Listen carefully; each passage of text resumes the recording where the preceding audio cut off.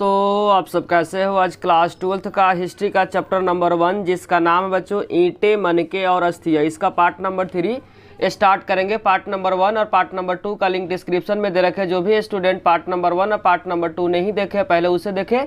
आज हम लोग स्टार्ट करेंगे बच्चों क्वेश्चन नंबर 28 से डिस्कस करेंगे। जितने सारे इंपॉर्टेंट क्वेश्चन बनेंगे सारे इंपॉर्टेंट क्वेश्चन को इस वीडियो में डिस्कस करेंगे। पार्ट नंबर 3 का बच्चों पहला इंपॉर्टेंट क्वेश्चन है 28 नंबर पे लिखा हुआ है सिंधु घाटी सभ्यता की नगर। ध्यान रखना बच्चों, नगर योजना का क्या करना है, वर्णन करना है। ध्यान रखना बच्चों, सिंधु घाटी जो सभ्यता उसका नगर योजना का क्या करना है, वर्णन करना है इस क्वेश्चन में। ध्यान से आंसर को बच्चों समझना है। लिखा हुआ हड़प्पा सभ्यता एक शहरी सभ्यता। ध्यान रखना बच्चों, एक नंबर में क्वेश्चन आया कि हड़प्पा सभ्यता किस तरह की सभ्यता है, नगरीय सभ्यता है या शहरी सभ्यता। तो आपको ध्यान रखना बच्चों, हड़प्पा सभ्यता क्या एक शहरी सभ्यता है। ध्यान रखना बच्चों, शहरी है या शहरी की जगह पे क्या आ सकता है, नगरीय सभ्यता भी आ सकता है। तो ध्यान रखना बच्चों, हड़प्पा सभ्यता एक नगरीय सभ्यता है क्योंकि यहाँ से एक नियोजित शहर का अवशेष प्राप्त हुआ, इसलिए बोला जा रहा बच्चों शहरी सभ्यता है क्योंकि यहाँ से एक नियोजित शहर का क्या हुआ, अवशेष प्राप्त हुआ है जो तत्कालीन विश्व में, उस समय के जो विश्व था बच्चों, तत्कालीन विश्व में कहीं भी नहीं था। पूरा हड़प्पा नगर के स्थल 2 भागों में विभाजित था। ध्यान रखना बच्चों, पूरा जो हड़प्पा सभ्यता है उसके स्थल को 2 भागों में क्या किया था, विभाजित किया था। पूरा जो हड़प्पा जो नगर है बच्चों, उस स्थल को कितने भागों में बांटा गया, यहाँ से भी क्वेश्चन फ्रेम हो सकता है बच्चों, पूरा हड़प्पा सभ्यता को कितने वर्गों में बांटा गया था। तो इसका आंसर हो जाएगा बच्चों 2 वर्गों में क्या किया था, बांटा गया था। उसमें से एक का जो नाम था बच्चों, ध्यान रखना, एक ऊपरी जिसको बोला गया दुर्ग, ऊपरी को क्या बोला गया बच्चों, दुर्ग। ध्यान रखना, ऊपरी को क्या बोला गया, दुर्ग, और दूसरी को बोला गया निचला नगर। ध्यान रखना बच्चों, ऊपरी को क्या बोला गया, दुर्ग, और जो दूसरा जो निचला नगर क्षेत्र में क्या किया गया था, बांटा गया था। तो ध्यान रखना बच्चों, 2 वर्गों में बांटा गया था। पहले वाले को ऊपरी जिसको बोलते हैं बच्चों दुर्ग, जिसमें अन्नागार था, और दूसरा निचला नगर जिसमें क्या था, आवासीय स्थल था, जिसमें लोग क्या करते थे, निवास करते थे। आगे लिखा बच्चों, ऊपरी क्षेत्र में गोदाम माल या आप बोल सकते हैं अन्नागार का अवशेष मिला हुआ, जबकि बच्चों जो निचला शहर था उसमें आवासीय भवन जिसमें लोग रहा करते थे उसके अवशेष क्या हुए, मिले हुए। तो ध्यान रखना बच्चों, ऊपरी में जहाँ गोदाम जहाँ माल उनको रखा जाता था जिसको अन्नागार बोलते हैं, और दूसरा बच्चों जो निचला शहर उसमें आवासीय भवन का क्या मिला हुआ, आवास अवशेष मिला हुआ है। आगे लिखा बच्चों, हड़प्पा नगर स्थल पे मिले जो सड़कें हैं। ध्यान रखना बच्चों, हड़प्पा नगर स्थल पे जो भी मिले सड़कें हैं, गलियों है तथा आवासीय भवन। ध्यान रखना बच्चों, आवासीय भवन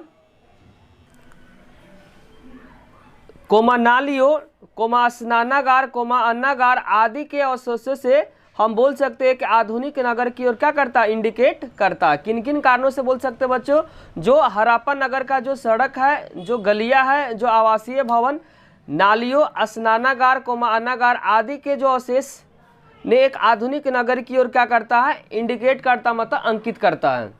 अगर बच्चों समझने में आपको किसी भी प्रकार का डाउट हो रहा तो कमेंट बॉक्स में उसे जरूर लिखें। नेक्स्ट जो इंपॉर्टेंट क्वेश्चन बच्चों 29 जिसमें लिखा हुआ है सिंधु सभ्यता के विशाल अन्नागार। ध्यान रखा बच्चों, विशाल अन्नागार जहाँ कहाँ था, दुर्ग में था, पर टिप्पणी क्या करना, लिखना है। जो सिंधु सभ्यता का जो विशाल अन्नागार था बच्चों, जो दुर्ग में था, उस पर क्या करना, टिप्पणी को लिखना है। तो ध्यान से समझना है, विशाल अन्नागार सिंधु सभ्यता का सबसे बड़ा भवन है। ध्यान रखना है बच्चों, विशाल अन्नागार सिंधु सभ्यता का सबसे बड़ा क्या है, भवन है, जो मोहनजोदड़ो में मिला हुआ। एक नंबर में ये भी क्वेश्चन आ गया बच्चों, अन्नागार कहाँ मिला है। तो ध्यान रखना बच्चों, मोहनजोदड़ो में अन्नागार का अवशेष मिला हुआ है। ध्यान रखना बच्चों, इसका उपयोग अनाज को सुरक्षित रखने के लिए किया जाता था। ध्यान रखना बच्चों, जो अन्नागार था, अन्नागार का जो यूज होता था किसके लिए होता था, ध्यान रखना, इसका उपयोग अनाज को सुरक्षित रखने के लिए किया जाता है। इसकी ध्यान रखना बच्चों, लंबाई और चौड़ाई आपको ध्यान रखना है। इसकी जो लंबाई थी अन्नागार की वह 4572 मीटर का थी, लंबाई थी उसकी। अन्नागार की बच्चों अगर लंबाई पूछता है तो लंबाई को ध्यान रखना 4572 मीटर थी, जबकि जो चौड़ाई थी वो 2286 मीटर है। ध्यान रखना बच्चों, अन्नागार की अगर लंबाई पेपर में पूछता है तो ध्यान रखना है 4572 मीटर है, जबकि जो चौड़ाई है 2286 मीटर है। इसके द्वारा इसके जो द्वार है, द्वार का मतलब जो दरवाजा है, नदी की ओर खुलता है। ध्यान रखना बच्चों, जो अन्नागार की जो द्वार है जो दरवाजा किसकी तरफ खुलती है, तो नदी की ओर क्या है, खुलती है। तो आपको ध्यान रखना बच्चों अन्नागार कहाँ पे था, अन्नागार ध्यान रखना बच्चों मोहनजोदड़ो में था। इसकी लंबाई अगर पूछता है तो 4572 मीटर बोलना है, जबकि चौड़ाई बोलेगा तो 2286 मीटर है। जबकि इसका बोलेगा बच्चों द्वार किधर खुलता था, तो नदी की ओर क्या है, अन्नागार की दरवाजा खुलती थी। लिखा हुआ है पूरा तत्व से आप क्या समझते हैं। ध्यान रखना बच्चों क्वेश्चन है पूरा तत्व से आप क्या समझते हो। इसका आंसर बच्चों बारीकी से समझना है। पूरा तत्व 2 शब्दों से मिला। ध्यान रखना बच्चों जो पूरा तत्व है कितने शब्दों से मिला हुआ, 2 शब्दों से बना हुआ है पूरा और तत्व। ध्यान रखना बच्चों कितने शब्दों से मिला हुआ पूरा तत्व, 2 शब्दों से मिलकर बना हुआ। एक का नाम है पूरा, दूसरे का नाम है तत्व से मिलकर बना हुआ है। जिसमें पूरा का अर्थ आपको ध्यान रखना बच्चों प्राचीन होता है, जिसमें आपको पूरा का ध्यान रखना है प्राचीन होता है, जबकि जो तत्व का अर्थ होता है सामग्री। ध्यान रखना बच्चों जो पूरा तत्व है 2 शब्दों से मिलकर बना है। एक का नाम है बच्चों पूरा, दूसरे का नाम है तत्व। पूरा का अर्थ आपको ध्यान रखना बच्चों प्राचीन होता है, जबकि तत्व का अर्थ होता है सामग्री होता है। पूरा का अर्थ आपको ध्यान रखना बच्चों प्राचीन होता है, जबकि तत्व का अर्थ होता है सामग्री। अर्थात उत्खनन से जो प्राचीन सामग्री प्राप्त होता है उसी को बोलते हैं बच्चों पुरातत्व बोलते हैं। जो भी उत्खनन होता है, जो भी खुदाई होता है, खुदाई के दौरान जो भी प्राचीन सामग्री जो मिलता है उसी को बोलते हैं बच्चों पुरातत्व। जैसे कि खुदाई के दौरान क्या क्या मिल सकता है, आपको ध्यान रखना बच्चों पत्थर मिल सकता है, सिक्का मिल सकता है और हड्डी मिल सकता है, उसी को बोलते हैं बच्चों पुरातत्व। अब नेक्स्ट क्वेश्चन बच्चों 31 जो पेपर के पॉइंट अभी से बहुत इंपॉर्टेंट क्वेश्चन है बच्चों 31। आपको इंपॉर्टेंट मार्क कर ले क्वेश्चन नंबर 31 को। इसमें लिखा हुआ बच्चों जॉन मार्शल कौन थे। ध्यान रखना बच्चों जॉन मार्शल कौन थे, उनका भारतीय इतिहास में क्या योगदान रहा, स्पष्ट कीजिए। कि जो जॉन मार्शल बच्चों कौन थे, उनका भारतीय इतिहास में क्या योगदान रहा, स्पष्ट करना है। ध्यान रखना बच्चों जॉन मार्शल भारतीय पुरातात्विक सर्वेक्षण के डायरेक्टर जनरल थे। ध्यान रखना बच्चों जॉन मार्शल कौन थे, तो ध्यान रखना जॉन मार्शल भारतीय पुरातात्विक सर्वेक्षण के डायरेक्टर जनरल थे। इनके नेतृत्व में ध्यान रखना बच्चों इनके नेतृत्व में आपको दोनों का नाम याद करना है, दयाराम साहनी। इनके नेतृत्व में ही दयाराम साहनी और अखालदास बनर्जी ने हड़प्पा सभ्यता की खोज की थी। ध्यान रखना बच्चों जॉन मार्शल भारतीय पुरातात्विक सर्वेक्षण के डायरेक्टर जनरल थे। इनके नेतृत्व में दयाराम साहनी जिन्होंने हड़प्पा की खुदाई की थी और अखालदास बनर्जी किसकी खुदाई की थी, तो आपको ध्यान रखना बच्चों मोहनजोदड़ो की खुदाई की थी। उसके आगे बहुत इंपॉर्टेंट पॉइंट बच्चों एमसीक्यू के लिए बहुत इंपॉर्टेंट है, क्वेश्चन एमसीक्यू में बार बार रिपीट होता है। आगे लिखा जॉन मार्शल ने, डेट को ध्यान रखना 1924, डेट को ध्यान रखना बच्चों जॉन मार्शल ने 1924 में पूरे विश्व के सामने एक नवीन सभ्यता की खोज की घोषणा की। आपको ध्यान से समझना बच्चों जॉन मार्शल ने 1924 में पूरे विश्व के सामने एक नवीन सभ्यता की क्या की, खोज की। इसको समझाते हैं बच्चों कि जॉन मार्शल के नेतृत्व में 2 जने थे। एक का नाम था बच्चों दयाराम साहनी, दूसरे का नाम था रखालदास बनर्जी। दयाराम साहनी ने किसकी खुदाई की थी, तो बच्चों हड़प्पा की खुदाई की थी। कब की थी, तो आपको डेट को ध्यान रखना 1921। जबकि रखालदास बनर्जी ने मोहनजोदड़ो की खुदाई की थी कब बच्चों, 1922 में। और हड़प्पा बच्चों जो रावी नदी के पास है, जबकि जो मोहनजोदड़ो बच्चों सिंधु नदी के पास है। और इनके नेतृत्व में जो काम करने जॉन मार्शल के नेतृत्व में 2 जने काम कर रहे थे। तो उसके बाद 1924 में बच्चों जो जॉन मार्शल थे उन्होंने क्या किए, पूरे विश्व के सामने एक नवीन सभ्यता की क्या कर दी, खोज की घोषणा कर दी। अगर बच्चों जॉन मार्शल को समझने में किसी भी प्रकार का डाउट हुआ है तो कमेंट बॉक्स में जरूर लिखे। अब हम लोग स्टार्ट करें बच्चों क्वेश्चन नंबर 32। क्वेश्चन नंबर 32 में लिखा हुआ है हड़प्पा और मोहनजोदड़ो। ध्यान रखना बच्चों हड़प्पा और मोहनजोदड़ो की खुदाई किसने करवाई थी। ध्यान रखना बच्चों हड़प्पा और मोहनजोदड़ो की खुदाई किसने करवाई थी, तो इसका आंसर हो जाएगा बच्चों जॉन मार्शल। किसने खुदाई करवाई थी, तो इसका आंसर हो जाएगा बच्चों जॉन मार्शल। और हड़प्पा की जो खुदाई करने वाला उनका नाम आपको ध्यान रखना एमसीक्यू के लिए बहुत इंपॉर्टेंट है, दयाराम साहनी। और मोहनजोदड़ो की खुदाई करने का नाम पूछेगा तो आपको ध्यान रखना रखालदास बनर्जी। अगर डेट पूछता है तो डेट को ध्यान रखना 1922 में मोहनजोदड़ो की खुदाई की थी, किसने की थी, तो ध्यान रखना जो रखालदास बनर्जी ने की थी। जबकि हड़प्पा सभ्यता की जो खुदाई की थी 1921 में दयाराम साहनी। पूछेगा हड़प्पा किस नदी के पास है, तो आपको ध्यान रखना रावी नदी के पास है। जबकि मोहनजोदड़ो किस नदी के पास है, तो आपको ध्यान रखना सिंधु नदी के पास है। अगर बच्चों समझने में किसी भी प्रकार का डाउट हो रहा है तो कमेंट बॉक्स में जरूर लिखिए। अब हम लोग स्टार्ट करें बच्चों क्वेश्चन नंबर 33। क्वेश्चन नंबर 33 में बच्चों गिवन है हड़प्पा सभ्यता का निर्वाह। निर्वाह का मतलब जीवन जीने के लिए क्या क्या करते थे। तो ध्यान रखना चाहिए हड़प्पा सभ्यता में निर्वाह के तरीके को लिखना है कि वहाँ के जो लोग थे वो कौन कौन से काम करते। तो आपको ध्यान रखना चाहिए वह कृषि करते थे, कृषि ध्यान रखना बच्चों, कोमा पशुपालन, कोमा व्यापार और कोमा शिकार। तो 4 काम करते थे बच्चों। आपको ध्यान रखना कि हड़प्पा सभ्यता के लोग कौन कौन से काम करते थे। तो आपको ध्यान रखना बच्चों कृषि करते थे, दूसरा क्या करते थे पशुपालन करते थे, तीसरा आपको ध्यान रखना व्यापार करते थे और चौथा आपको ध्यान रखना बच्चों शिकार करते थे। आगे लिखा बच्चों हड़प्पा सभ्यता के स्थलों में रहने वाले लोग कृषि करते थे तथा आपको ध्यान रखना गेहूँ, कोमा जौ, कोमा दाल, कोमा सफ़ेद चने, कोमा तिल, बाजरे और चावल इत्यादि क्या करते थे उगाते थे। हड़प्पा सभ्यता के स्थल में रहने वाले लोग क्या क्या खेतों में उगाते थे। आपको ध्यान रखना गेहूँ, दूसरा में आपको ध्यान रखना जौ, तीसरा में दाल, चौथा में सफ़ेद चने, तिल, बाजरे, चावल इत्यादि क्या करते थे उगाते थे। आपको ध्यान रखना यहाँ से MCQ क्वेश्चन फ्रेम हो सकते हैं, इसीलिए सभी को आपको याद रखना कि हड़प्पा सभ्यता के लोग किस किस चीज़ को क्या करते थे खेतों में उगाते थे। आगे लिखा हुआ हड़प्पा स्थल से जानवरों की हड्डियाँ भी प्राप्त हुई। हड़प्पा स्थल से क्या मिले बच्चों, जानवरों की हड्डियाँ भी वहाँ पे क्या है मिली है। हड़प्पा स्थल से क्या मिली है बच्चों, तो आपको ध्यान रखना जानवरों की हड्डियाँ मिली है। इससे पता लगता है कि यह लोग जानवरों को पाला करते थे। इससे यह पता चलता बच्चों कि यहाँ के जो लोग थे वह जानवरों को क्या करते थे पाला करते थे। आगे लिखा हुआ इस सभ्यता के लोग मवेशी में आपको ध्यान रखना बच्चों भेड़, कोमा बकरी, कोमा भैंस तथा सुअर को पालते थे। तो MCQ के फॉर्म में क्वेश्चन आएगा बच्चों हड़प्पा सभ्यता के लोग किस किस जानवरों को पालते थे। तो आपको ध्यान रखना बच्चों भेड़ को, बकरी को, भैंस को तथा सुअर को क्या करते थे पालते थे। यह मछली तथा पक्षियों की हड्डियां भी यहाँ से मिली हुई। ध्यान रखना बच्चों यहाँ से क्या मिली है मछली तथा पक्षियों की हड्डियां भी क्या है मिली है। इससे यह अनुमान लगाया है कि हड़प्पा निवासी जानवरों के मांस को क्या करते थे खाते थे। बच्चों ध्यान रखना यह मछली तथा पक्षियों की हड्डियां मिली है, इससे यह अनुमान लगाया गया कि हड़प्पा निवासी जो थे वह जानवरों के मांस को क्या करते थे खाते थे। नेक्स्ट जो इंपॉर्टेंट क्वेश्चन बच्चों क्वेश्चन नंबर 34 जिसमें लिखा हुआ है शिल्प उत्पादन क्या है। ध्यान रखना बच्चों शिल्प उत्पादन क्या है। यहाँ से MCQ क्वेश्चन बहुत सारे फ्रेम होंगे, आपको ध्यान से क्या करना है आंसर को समझना है। पहला MCQ फॉर्म में क्वेश्चन आएगा शिल्प उत्पादन कहाँ पे हुआ करता था। तो आपको ध्यान रखना बच्चों चनहुद्रो, जो वर्तमान समय में कहाँ पे चनहुद्रो, तो आपको ध्यान रखना बच्चों वर्तमान समय में पाकिस्तान में है।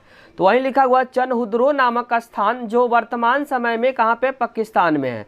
चनहुद्रो नामक स्थान पे बच्चों शिल्प का उत्पादन हुआ करता था। अभी वर्तमान समय में चनहुद्रो कहाँ पे, तो आपको ध्यान रखना बच्चों पाकिस्तान में है। शिल्प उत्पादन का महत्वपूर्ण केंद्र था, कहाँ था बच्चों, तो आपको ध्यान रखना चनहुद्रो। आगे लिखा हुआ शिल्प कार्य जैसे हो गया बच्चों मनके बनाना, शंख की कटाई। ध्यान रखना बच्चों शिल्प उत्पादन में क्या क्या हुआ करता था, तो आपको ध्यान रखना मनके बनाना, शंख की कटाई, कोमा मुहर का निर्माण और बाट बनाना आदि इन सब काम कहाँ होता था बच्चों, तो ध्यान रखना चनहुद्रो में हुआ करता था। क्या क्या काम होता था, ध्यान रखना मनके बनाना, कोमा शंख की कटाई, कोमा मुहर निर्माण और बाट बनाना। ये सभी जो काम होता था कहाँ हुआ करता था बच्चों चनहुद्रो, जो वर्तमान समय में कहाँ पे है पाकिस्तान में है। नेक्स्ट जो क्वेश्चन बच्चों मनके का निर्माण कैसे होता था। ध्यान रखना बच्चों जो मनके था वो कैसे निर्माण होता था, तो ध्यान रखना है मनके का निर्माण विभिन्न प्रकार के पदार्थों को मिलाकर किया जाता था। ध्यान रखना बच्चों मनके का जो निर्माण था वो विभिन्न प्रकार के पदार्थों को से बनाया जाता था। कार्नियल अगर पूछेगा बच्चों कार्नियल, तो ध्यान रखना सुंदर लाल रंग का था। ध्यान रखना बच्चों जो कार्नियल था वह कैसा था, तो ध्यान रखना बच्चों सुंदर लाल रंग का था।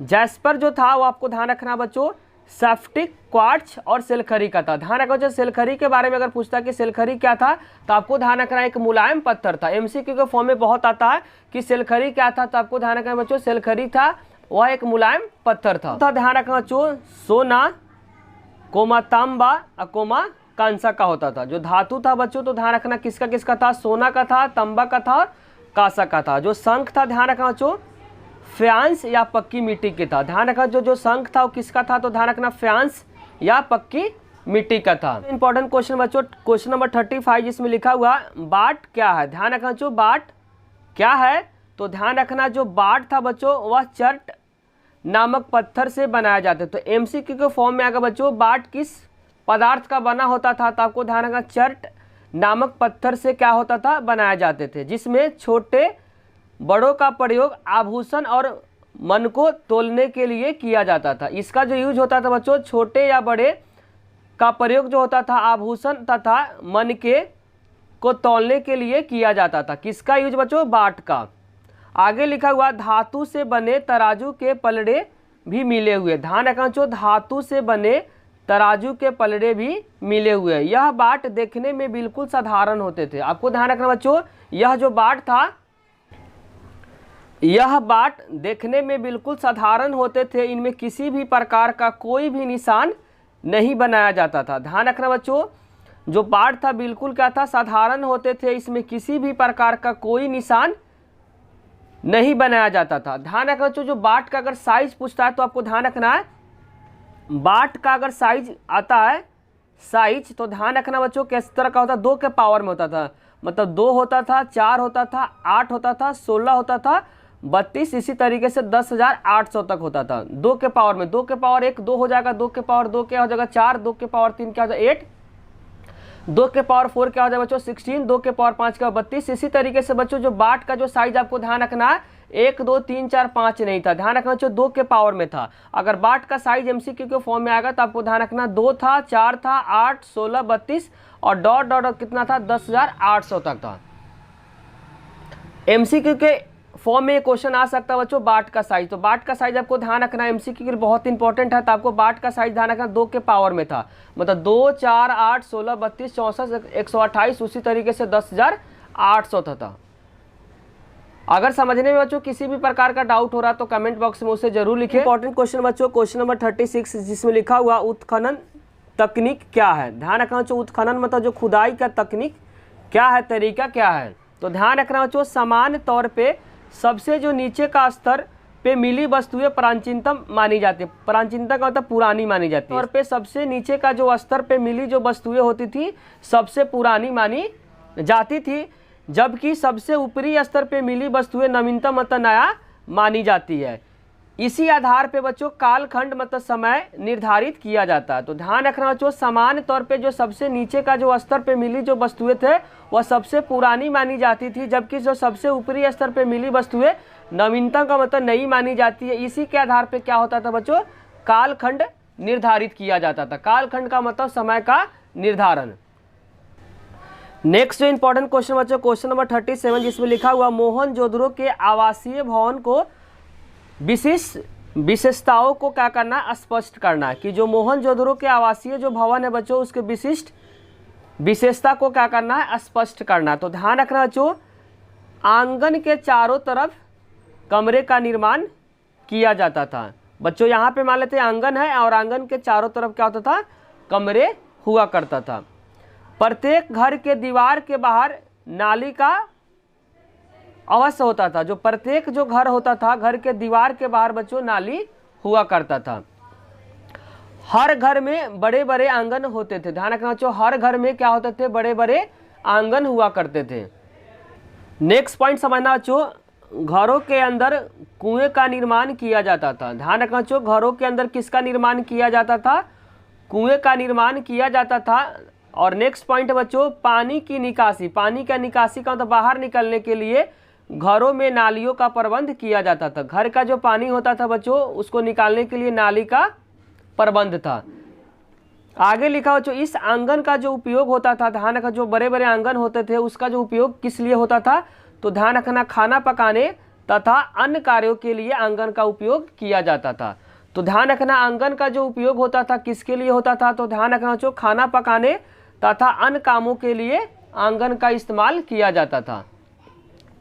नेक्स्ट पॉइंट बच्चों निचले कमरों में खिड़कियां नहीं होती थी, दरवाजे आंगन की तरफ खुलते थे। ध्यान रखा जो निचले जो कमरे रहते थे उसमें खिड़कियां नहीं हुआ करते थे और दरवाजे आंगन की तरफ क्या करते थे खुलते थे। एमसीक्यू के लिए बहुत बहुत इंपॉर्टेंट बच्चों नेक्स्ट पॉइंट, मोहनजोदड़ो में लगभग 700 अलग अलग कुएं क्या हुए प्राप्त हुए। तो पेपर में आता बच्चों कि मोहनजोदड़ो में कुल कितने कुएं थे, तो ध्यान रखना 700 थे।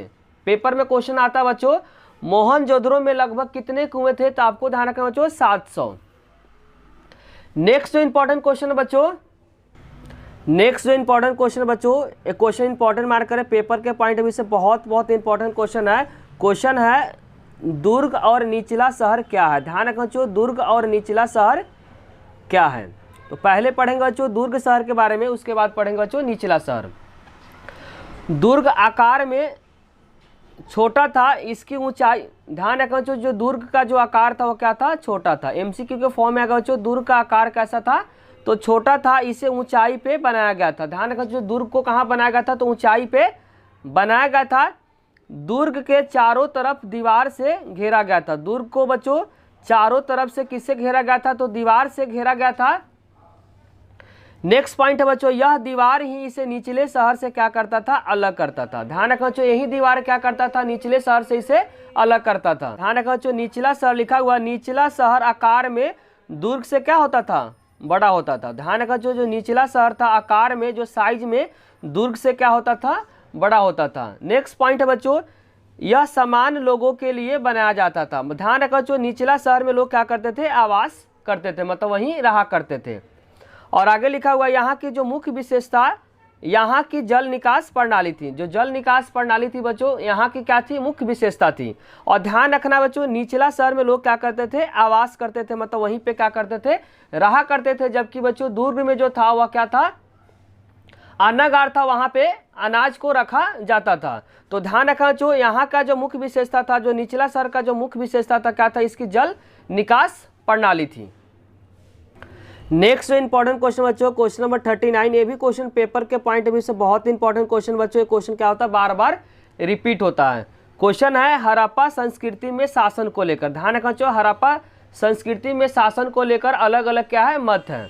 तो यही लिखा हुआ बच्चों हड़प्पा संस्कृति में शासन को लेकर 3 अलग अलग क्या है, मत है। ध्यान रखना चाहिए हड़प्पा संस्कृति में शासन को लेकर कितने अलग अलग मत है, तो आपको ध्यान रखना चाहिए 3 अलग अलग क्या है, मत है। पहला पढ़ेंगे जो पहला मत को, इससे पहला मत में लिखा हुआ कुछ पुरातात्विक मानते हैं कि हड़प्पा समाज में शासक नहीं थे, सभी स्थिति क्या थे, समान थे। पहला मत यह बोलता है बच्चों कि कुछ पुरातात्विक मानते हैं कि हड़प्पा समाज में कोई भी शासक नहीं थे, सभी क्या थे, समान स्थिति था। ध्यान रखना जो पहला जो मत था यहाँ का, कुछ पुरातात्विक मानते हैं कि हड़प्पा समाज में किसी भी तरह का शासक नहीं था, सभी स्थिति क्या था, समान थी। समान मतलब नॉर्मल थी। जबकि बच्चों दूसरा मत क्या बोलता है, दूसरा मत को आपको बारीकी से समझना है। दूसरा मत बोलता है कि हड़प्पा सभ्यता में कोई एक शासक नहीं थे, बल्कि एक से अधिक शासक थे। जो दूसरा मत बोलता है बच्चों हड़प्पा सभ्यता में कोई एक शासक नहीं था, जबकि एक से अधिक क्या थे, यहाँ पे शासक थे। और तीसरा मत बच्चों बोलता है, तीसरा मत में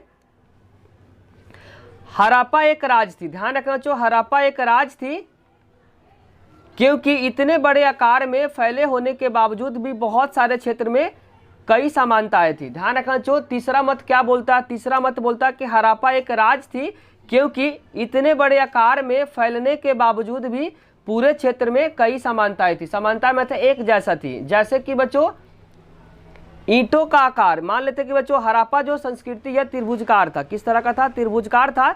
तो यहाँ का जो बच्चों ईंट था और यहाँ का ईंट एक जैसा था। इसीलिए बोलना चाह रहा कि किसी भी राज्य में बच्चों बहुत ऐसे चीज़ है क्या होती है जिसमें समानताएं होती है। तो तीसरा जो मत बोलता है कि यह क्या था, एक राज की तरह था, क्योंकि बहुत ऐसे जो चीज़ थे वहाँ पे समानता थी। जैसे समानता में बताया गया एग्जाम्पल में ईंट का आकार। दूसरा इसमें लिखा बच्चों नियोजित बस्ती। जो हड़प्पा सभ्यता जो बच्चों त्रिभुजकार था, जिसमें जो नियोजित क्या थी, बस्ती थी। यहाँ और यहाँ का जो बस्तियाँ थी एक जैसी थी। क्या थी, एक जैसी थी।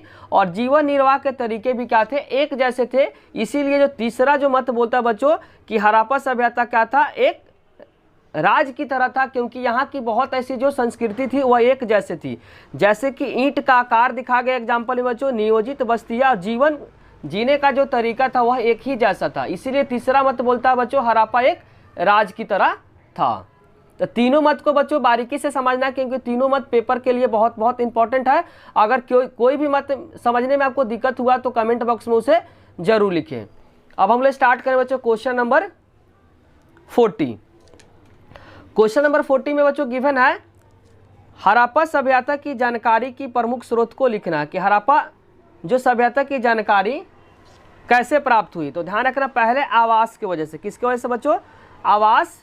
दूसरा आपको ध्यान रखना बच्चों मृद भांड, दूसरा क्या ध्यान रखना, मृद भांड। तीसरा आपको ध्यान रखना बच्चों आभूषण, और चौथा आपको ध्यान रखना औजार, मुहरे तथा इमारत और खुदाई से मिले सिक्कों के वजह से क्या हुआ बच्चों, हड़प्पा संस्कृति का प्रमुख स्रोत की जानकारी मिला हुआ। तो आपको ध्यान रखना बच्चों आवास के वजह से, दूसरा ध्यान रखना मृद भांड, तीसरा आपको ध्यान रखना आभूषण, चौथा ध्यान रखना औजार, पांचवा ध्यान रखना बच्चों मुहरे, और इमारतें, इमारतें का मतलब बिल्डिंग होता है, तथा खुदाई से जो मिले सिक्के हैं। इन्हीं कारणों से बच्चों हड़प्पा सभ्यता की क्या हुई है, जानकारी प्राप्त हुई है। नेक्स्ट जो इंपॉर्टेंट क्वेश्चन बच्चों, ये भी क्वेश्चन शॉर्ट के लिए बहुत इंपॉर्टेंट है कि हड़प्पा जो सभ्यता की जो जानकारी कैसे मिली हुई है। नेक्स्ट जो इंपॉर्टेंट क्वेश्चन बच्चों एमसीक्यू के लिए बहुत इंपॉर्टेंट है, मिट्टी के हल कहाँ से प्राप्त हुए हैं। ध्यान रखना हड़प्पा सभ्यता बच्चों जो मिट्टी के हल थे वह कहाँ से प्राप्त हुए। तो आपको ध्यान रखना बच्चों बनावली, जो वर्तमान समय में कहाँ पे, हरियाणा में। कहाँ पे बच्चों, बनावली कहाँ पे, वर्तमान समय में हरियाणा में है। और मिट्टी के हल अगर पूछता है कि मिट्टी का हल हड़प्पा सभ्यता में किस राज्य से मिला हुआ, कहाँ मिला हुआ, तो आपको ध्यान रखना बनावली। जो वर्तमान समय में पूछेगा तो आपको ध्यान रखना हरियाणा। नेक्स्ट जो इंपॉर्टेंट क्वेश्चन बच्चों बाजरे का अवशेष या बाजरे का दाना कहाँ से मिला हुआ। ध्यान रखना बच्चों बाजरे का जो दाना है वह कहाँ से मिला हड़प्पा सभ्यता में। तो आपको ध्यान रखना बच्चों गुजरात से मिला हुआ। कहाँ से मिला हुआ, गुजरात से। कि बाजरे का जो दाना है वह कहाँ से मिला हुआ, तो आपको ध्यान रखना बच्चों बाजरे का जो दाना है वह गुजरात से मिला हुआ। नेक्स्ट जो इंपॉर्टेंट क्वेश्चन बच्चों जूते हुए खेत का साक्ष्य कहाँ से मिला हुआ। जो जोते हुए खेत है बच्चों उसका साक्ष्य कहाँ से मिला हुआ, तो आपको ध्यान रखना कालीबंगा, जो वर्तमान समय में कहाँ पे है, तो ध्यान रखना बच्चों राजस्थान में। कहाँ पे है, कालीबंगा। वर्तमान समय में पूछेगा कहाँ पे, तो आपको ध्यान रखना राजस्थान में है।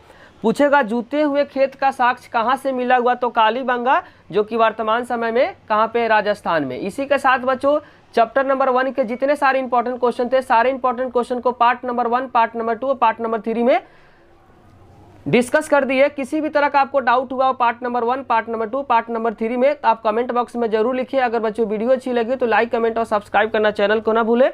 आप लोग का कमेंट ही बच्चों हम लोग को मोटिवेट करता है वीडियो बनाने के लिए। Thank you.